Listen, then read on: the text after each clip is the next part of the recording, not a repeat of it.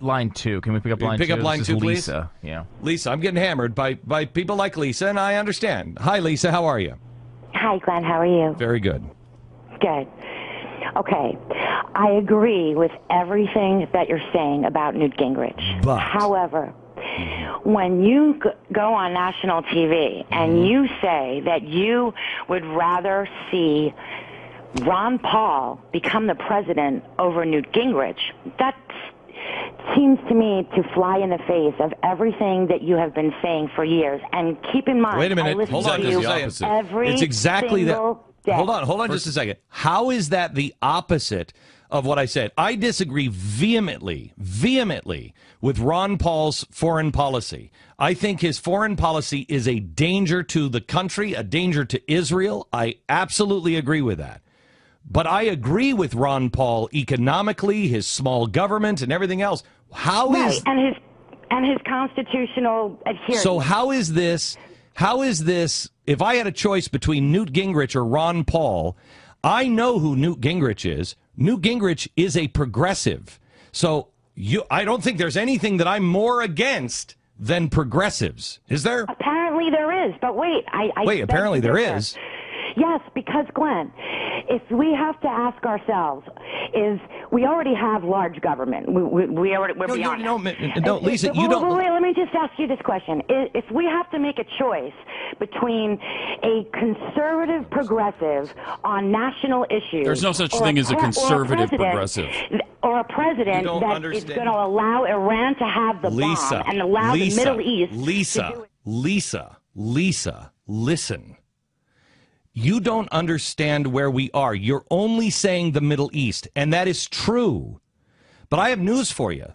Did you read about President Hu and China, what's happening with China, and what President Hu said yesterday? He said to his Navy, prepare for war against the United States. So listen to me, Lisa. Listen to me, please. Prepare for war against the United States. Now, you can say all you want about Ron Paul, but I'm telling you right now that you have another progressive. What you're about to go into is a severe, significant depression. What happens when the world... Look at World War I. The United States stood off on the periphery for a while, and the whole damn war was orchestrated. The same way with World War II. There were things that we did or didn't do in all countries that built that thing up. So you can see them coming every time. But what happens? In each world war, the world is completely redesigned. Completely redesigned. Now, I have news for you. I am not going to live in a world that has been completely redesigned and re-engineered by a group of progressives, Fabian socialists, fascists, and communists. I'm not going to live in that world. You don't survive in that world. Period. But what's the alternative? The alternative is freedom and don't count people out. The freedom factor is kind of an important thing.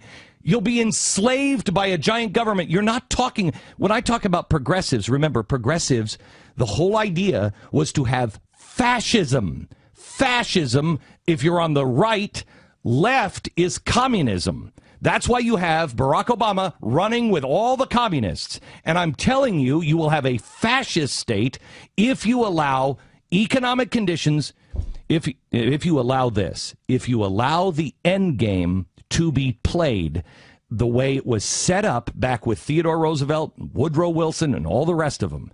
If you have an end game played and a progressive in office, you will either have a communism or totalitarianism of some sort. It will happen. Look at what they're passing in Congress right now. Now is your last line. This is it.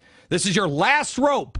You hold on to freedom and you hold on to the Constitution, or you play the game that they've wanted you to play and have been pushing you into, but we've all been so blind, pushing us into for the last 100 years. You have to make a choice. Do you believe in the Constitution? Do you believe in freedom? Do you believe in the individual or not? I will take my chances with the power residing as close to the individual as possible. You're at the end, Lisa. You're at the end. Which do you choose? Even if that means Iran gets the bomb, that's okay. No, that's not okay, Lisa. That's not okay. He's been telling us to. Yeah, but you are not looking at the other side of the equation. The other side of the equation is, okay, they don't get the bomb, but you're in slavery.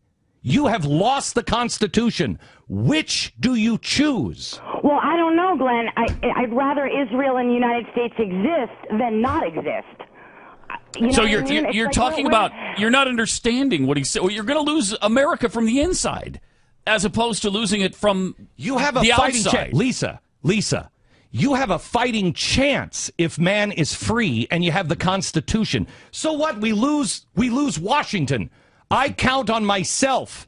Freedom fighters exist. You want to go help Israel? Let's go help Israel. We'll do it as individuals. I've said for the last year, we are not our government. But if you put a progressive in office at a time of economic collapse, at this point in human history, you will lose the Constitution. You'll lose it all. You'll lose your freedom. Then you go try to help out Israel.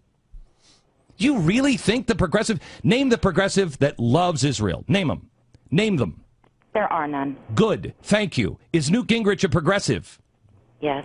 Okay, so tell me how that all works out. He may be the one flash of brilliance that loves Israel, but he's not going to be a dictator or a king, is he?